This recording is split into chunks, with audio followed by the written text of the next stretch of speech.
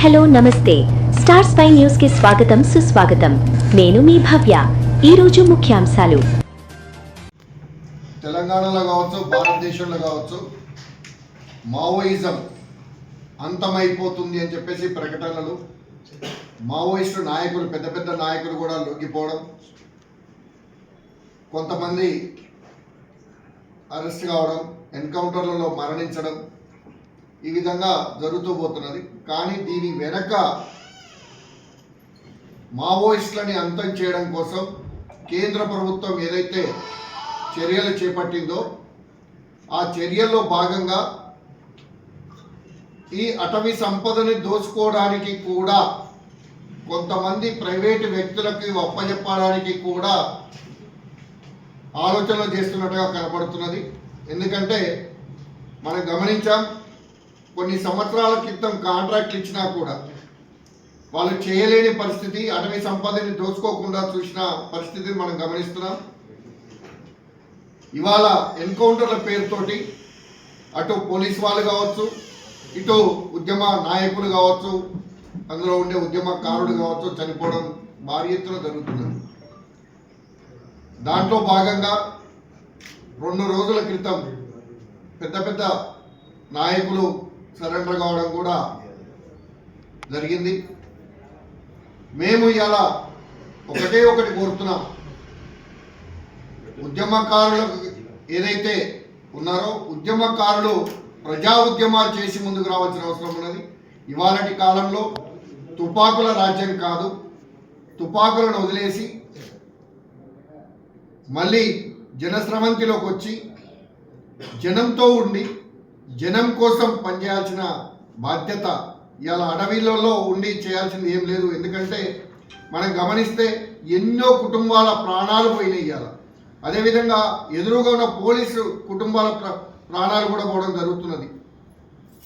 ఇద్దరు ఒకరికొకరు చంపుకుని ప్రజలకు ఇబ్బంది, అదేవిధంగా వాళ్ళ కుటుంబాలకు కూడా ఇబ్బంది కలిగించుకోవడం మంచిది కాదని తెలియజేసుకుంటూ ఇవాళ ప్రజా పోరాటాలు ఈ AK-47 అనే ఆయుధాన్ని వదిలేసి ఓటు అనే ఆయుధంతో ప్రజల ముందుకు రమ్మని చెప్పేసి కూడా కోరుకుంటున్నాం.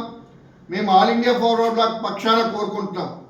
ఆ రోజున సుభాష్ చంద్రబోస్ గారు All India forward Bloc party పెట్టక ముందు కూడా మన భారతదేశాన్ని ఆక్యుపై చేస్తున్న బ్రిటిష్ వారిని తరిమి కొట్టడం కోసం మీరు రక్తం ఇవ్వండి, మేము స్వతంత్రాన్ని తెచ్చిపెడతామని చెప్పేసి యువతని మేలుకొల్పి సైన్యాన్ని తయారు చేసి భారతదేశం నుండి బ్రిటిష్ వారిని భయపెట్టి పారదోలిన వ్యక్తి నేతాజీ సుభాష్ చంద్రబోస్. ఆయన ఆశయాల కోసం ఆ రోజున ఏ విధంగా అయితే చేశాడో ఈ రోజున మీరందరూ కూడా అదే మైండ్ సెట్లో ఉన్నారు.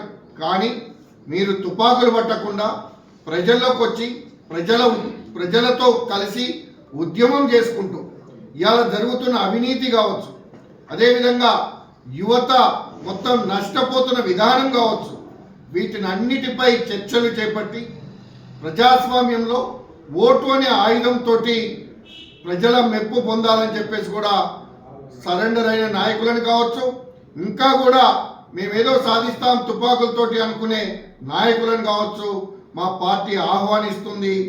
ఆల్ ఇండియా ఫార్వర్డ్ బ్లాక్ పార్టీలోకి రండి, మీరు ప్రజల కోసం పనిచేయండి, ఆయుధాలను వదలండి, ఓటు అనే ఆయుధంతో ప్రజలను మేలుకొల్పండి. అదేవిధంగా ఇవాళ యువత ఎన్నో చెడు మార్గాల్లో పోయే పరిస్థితిలో ఉంది. మీరు ఎక్కడైతే అడవులలో ఉన్నారో అక్కడ డెవలప్మెంట్ అనేది కరువు అయిపోయి చదువు అనేది లేకుండా ప్రజాజీవనం కూడా స్తంభించిపోయిన పరిస్థితి మీరు అందరూ కూడా గమనించారు.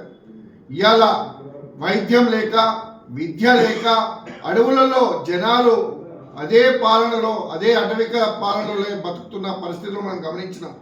ఇవాళ అన్నీ పోవాలి అంటే డెవలప్మెంట్ చేయాల్సిన బాధ్యత ప్రభుత్వాలని.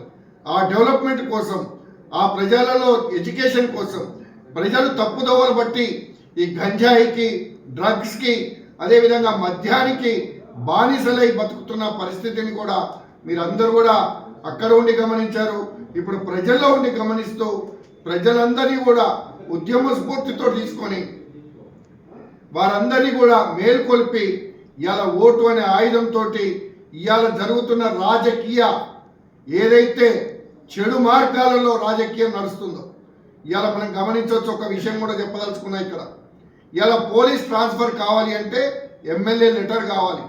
ఎందుకు ఆ దుస్థితి వచ్చింది మన తెలంగాణ వచ్చిన తర్వాత? దాదాపు 12.5 సంవత్సరాల నుంచి మనం గమనించినప్పుడు ఏ పోలీస్ ఆఫీసర్ కూడా పనిచేయలేని పరిస్థితి. ఇలా ఒక ఎమ్మెల్యే వస్తే వారికి సెక్యూరిటీ ఇచ్చే పరిస్థితి. పోలీసులు కూడా మేలుకోవాల్సిన అవసరం ఉన్నది. ప్రజల కోసం పనిచేయండి. ప్రజలకు ఏదైతే పన్నులు కడుతున్నారో వాటి ద్వారా మీకు ఉద్యోగ శాలరీస్ వస్తున్నాయి, మీ కుటుంబాలు పోషింపబడుతున్నాయి. కానీ ఇలా రాజకీయ నాయకులు ఏదైతే వాళ్ళకి తలొక్కి పనిచేస్తున్నారో అది కరెక్ట్ కాదు. ఐపీఎస్ ఐఏఎస్ ఆఫీసర్లు అందరూ కూడా ప్రజల కోసం పనిచేయమని చెప్పేసి కూడా ఈ సందర్భంగా కోరుకుంటూ, ముఖ్యంగా ప్రజలలోకి రమ్మని చెప్పేసి మావోయిస్టులందరినీ కూడా కోరుకుంటూ ఎన్కౌంటర్లతోటి ప్రాణాలు తీసుకోవడం కరెక్ట్ కాదని చెప్పేసి తెలియజెప్తూ మరి ఒక్కసారి ఆల్ ఇండియా ఫార్వర్డ్ బ్లాక్ పార్టీలోకి మీ అందరినీ కూడా ఆహ్వానిస్తున్నాం. ప్రజా ఉద్యమం ద్వారా ప్రజలతో కలిసి పనిచేద్దాం. ఓటు అనే ఆయుధంతో ఏదైతే మత కుల రాజకీయాలు చేస్తున్నారో వాళ్ళందరికీ కూడా బుద్ధి చెప్తామని చెప్పేసి తెలియజేస్తున్నాం. ఇప్పుడు మావోయిస్టులు లొంగిపోయిన వాళ్ళే అంటున్నారు మావోయిజానికి అంతం లేదు, ఓన్లీ విరామమే అని ప్రకటించింది. దానిపై మావోయిజం అనేది ఎప్పుడూ పోదు. మీరు గమనించండి, నిన్న ఒక పసిపాప కాలుతో తంతే చనిపోవడం జరిగింది. అది అహంకారం అనో లేకపోతే ఇంకో కులానికి అడ్డకట్టు కాదు. అక్కడనే ఒకటి తయారైపోతుంది, అక్కడనే మొలకెత్తుతుంది. ఈర్ష్యా భావం కావచ్చు, కోపం కావచ్చు, దాంతో ఒక రకమైన వ్యతిరేకత ఏర్పడి ప్రజల్లో ఈ అన్నిటికీ దారి తీస్తుంది. అంటే దానికి తుపాకీ ఒక్కటే సమాధానం కాదు. ప్రజా ఉద్యమాల ద్వారా, చట్టాల ద్వారా, రాజ్యాంగబద్ధంగా మనం చేయొచ్చు. దాన్ని మేము కోరుకుంటున్నాం. మార్చి 31, 2026 లోపల మావోయిస్టులను మొత్తం దేశంలో అంతమొందిస్తామని చెప్పి ఏదైతే కేంద్ర ప్రభుత్వం విధానపరమైన నిర్ణయం తీసుకుందో ఆ ఆపరేషన్ కగార్లో భాగంగా కొన్ని వందల మంది మావోయిస్టులు ఎన్కౌంటర్ల పేరిట చనిపోవడం జరిగింది. వందల మంది మావోయిస్టులు జనజీవన స్రవంతిలోకి పోలీసుల ముందు లొంగిపోవడం జరిగింది. మరికొంతమంది అటవీ బాటలోనే ఉండడం జరిగింది. All India forward Bloc party పక్షాన మేము ఒకటే అప్పీల్ చేస్తూ ఉన్నాం. లొంగిపోయిన మావోయిస్టులకు ఇన్ని రోజులు మీరు అడవిలో తుపాకులతో కొట్లాడిర్రు.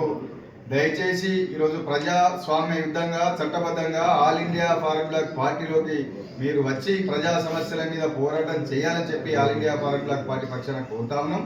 ఇంకొకటి ఏంటంటే, ఏదైతే ప్రజాస్వామ్య ఈ భారతదేశంలో బ్యాలెట్కు మించిన పవర్ ఇంకోటి లేదు. కాబట్టి ఏదైతే మీరు ఇన్ని రోజులు నిషేధిత సంస్థ మావోయిస్ట్ పార్టీలో పనిచేసిరో ఇప్పుడు జనజీవన స్రవంతులకు వచ్చారు. కాబట్టి ప్రజాస్వామ్య యుద్ధంగా ఉన్నటువంటి రాజకీయ పార్టీలోకి మీరు వచ్చి ప్రజాస్వామ్యల మీద కొట్టాడాలని చెప్పి All India forward Bloc party రాష్ట్ర కమిటీ అభిప్రాయపడతాము.